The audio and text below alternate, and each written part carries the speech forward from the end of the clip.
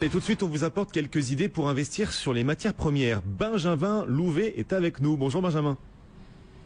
Bonjour Guillaume. Vous êtes associé gérant de Prime Finance. Un métal qui monte depuis quelques semaines, le platine. C'est assez spectaculaire ce qui se passe sur ce métal. Oui, on va parler des platinoïdes d'une façon plus générale, puisque le palladium également progresse beaucoup. On a des progressions de l'ordre de 5 à 7% depuis le début de l'année, de plus de 20% depuis maintenant quelques mois. Donc on a un très très bon vecteur d'investissement. On parle toujours de l'or et de l'argent, mais effectivement le platine et le palladium ont fait un très bon parcours boursier récemment et constituent une bonne diversification dans le corps des métaux précieux. À quoi servent ces deux métaux dont vous nous parlez ? Alors ce sont deux métaux qui ont beaucoup d'utilités, enfin très diverses. On a des utilités dans le domaine médical, notamment pour ce qui est des implants cardiaques notamment. On a des métaux qui ont des propriétés de thermique très importantes, qui supportent très bien les très fortes chaleurs notamment. Donc on en utilise pour recouvrir la tête des missiles ou l'intérieur des réacteurs qui doivent travailler à haute température pendant très longtemps. C'est également utilisé dans les lentilles, dans tout ce qui est application de miroiterie. Donc un usage très vaste, mais l'usage principal, bien évidemment, de ces deux métaux, et le platine et le palladium, c'est l'utilisation pour les pots catalytiques, et c'est ce qui en fait aujourd'hui des métaux qui sont très recherchés et dont la production a du mal à suivre, puisque les normes environnementales se généralisant au niveau mondial sur la base des normes qui existent déjà dans les pays occidentaux, on a besoin de pots catalytiques, et dans un pot catalytique aujourd'hui, il y a entre 4 et 5 grammes de platine ou de palladium. Alors il faut savoir que le palladium, lui, c'est plutôt pour les moteurs essence, donc très demandé pour les marchés chinois et indiens et marchés américains. Le platine, lui, est beaucoup plus utilisé pour les moteurs diesel et donc est très recherché pour le marché européen. D'accord. Et vous voyez la demande continuer à progresser et les cours du platine et du palladium continuent à monter dans les prochains mois ? Oui, alors il y a deux facteurs en fait qui soutiennent beaucoup les prix du platine et du palladium aujourd'hui. Le premier facteur, c'est la production. On a un énorme problème sur la production.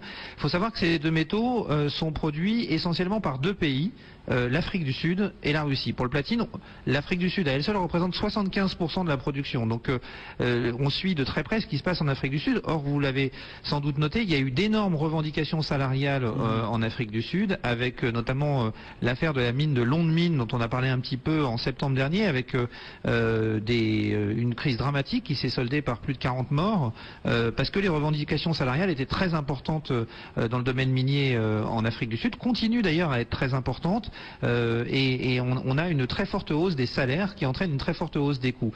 À côté de ça également, c'est une industrie qui consomme énormément d'énergie, et le marché électrique en Afrique du Sud a été très touché ces dernières années, parce que les infrastructures sont très vieillissantes, donc il y a beaucoup d'investissements qui sont nécessaires.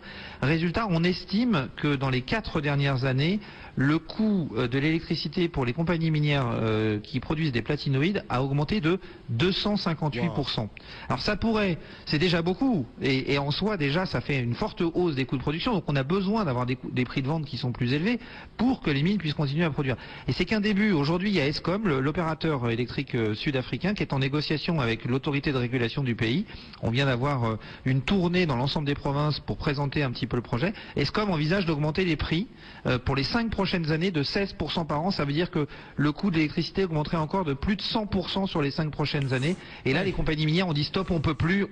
Si vous faites ça, on est obligé de fermer des mines. Ça a d'ailleurs déjà commencé. Anglo-American vient d'annoncer la fermeture de plusieurs puits et le licenciement de 14 000 personnes. C'est en négociation avec les autorités sud-africaines. Et donc on s'attend cette année à un déficit de production au niveau du platine et du palladium, notamment à cause de ces problèmes en Afrique du Sud. On a donc un marché qui va avoir du mal à être équilibré. Le seul moyen de l'équilibrer, c'est que les prix montent pour qu'on incite les entreprises qui font du recyclage, notamment des pots catalytiques, à travailler le recyclage, que ce soit rentable pour eux, pour pouvoir arriver à équilibrer le marché. À la lumière de tous ces arguments favorables, comment est-ce qu'on peut faire, Benjamin, aujourd'hui pour jouer ces platinoïdes ? Alors c'est pas facile, Cédric, parce que on a en réalité aujourd'hui assez peu de, on n'a pas de produits qui investissent uniquement sur des mines de platine ou de palladium.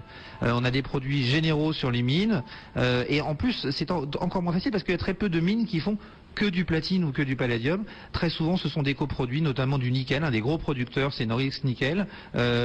Et donc, c'est assez difficile. Il y a quelques grosses compagnies minières, mais compte tenu de ce que je vous ai dit sur la hausse des coûts de production, c'est assez, à mon avis, c'est pas la meilleure idée pour aller investir que d'investir dans les compagnies minières, ou alors il faut investir dans les compagnies minières qui sont peut-être sur d'autres secteurs, même s'ils sont un peu plus petits. On peut parler de North American Platinum, par exemple.